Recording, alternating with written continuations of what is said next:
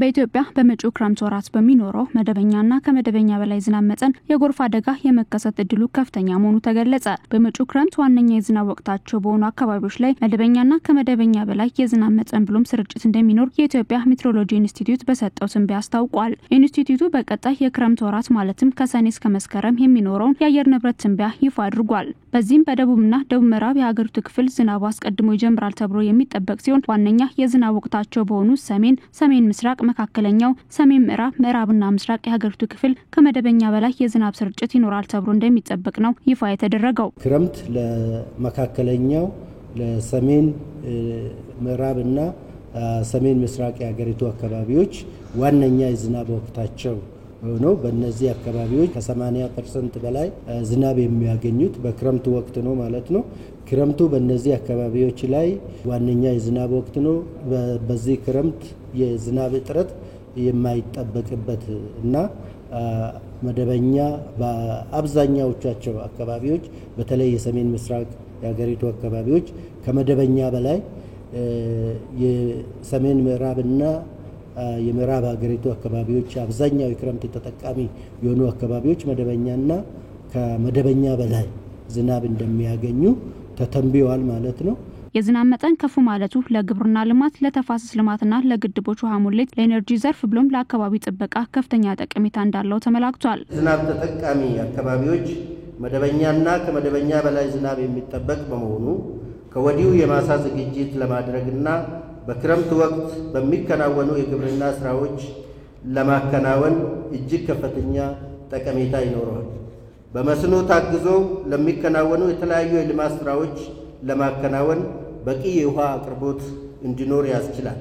የተለያዩ ግድቦች እና ተፋሰሶች በቂ ውሃ እንዲይዙና በቂ የሆነ አቅርቦት እንዲኖር ከፍተኛ አስተዋጽኦ ያደርጋል። በሌላ በኩል በአብዛኛው የኢትዮጵያ ክፍል ይኖራል ተብሎ በሚጠበቀው ከፍተኛ የዝናብ መጠን ሳቢያ ለጎርፍ ተጋላጭ በሆኑ የኢትዮጵያ አካባቢዎች ቅጽበታዊ የጎርፍ አደጋና የወንዞች ሙሌትና የመሬት መንሸራተት የማጋጠም እድሉ ከፍተኛ መሆኑ ተገልጿል። የክረምት ዝናብ ተጠቃሚ በሆኑ አካባቢዎች ላይ ያሉ ተፋሰሶች በአብዛኛው የተከዜ ተፋሰስን ጨምሮ የጣና በለስ በተለይ በጣና በለስ አካባቢ የሚገኙ በአባይ ላይ ባሉት ተፋሰሶች ላይ የጎርፍ መከሰት ሊያጋጥም ይችላል ማለት ነው።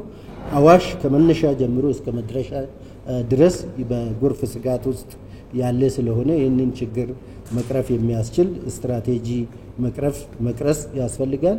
በባሮ አከቦ በተለያዩ በገናሌም በመሳሰሉት በታችኛው አካባቢዎች ላይ ችግሮች ሊያጋጥሙ ስለሚችሉ በተፋሰሶች አካባቢ ላይ የሚሰራ ስራ ትኩረት ሊያገኝ ይገባል።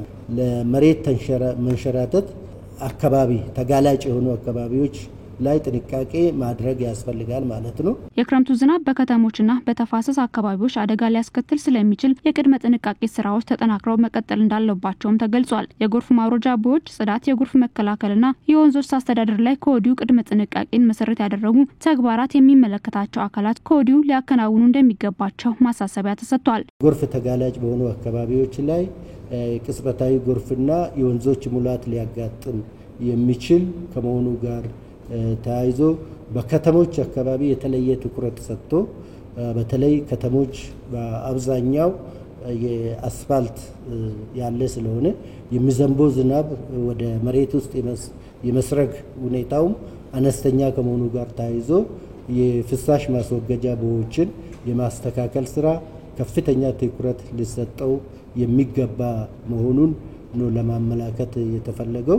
መደበኛና ከመደበኛ በላይ ዝናብ ለግብርና፣ ለውሃ ሙሌት ብሎም ለአካባቢ ጥበቃ ከሚኖረው ጠቀሜታ ባሻገር በጤናው ዘርፍና በግብርናው የሚያሳድረው አሉታዊ ተጽዕኖ ታሳቢ በማድረግ የቅድመ ጥንቃቄ ስራዎች መሰራት ይገባልም ተብሏል።